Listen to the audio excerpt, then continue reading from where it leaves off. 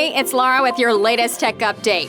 If you use Microsoft 365 in your business, logging in is about to get a little bit quicker.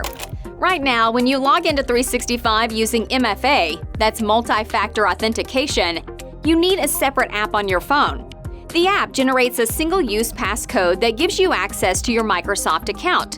This is great because MFA adds strong layers of security to the login process. But it takes up valuable seconds of your time.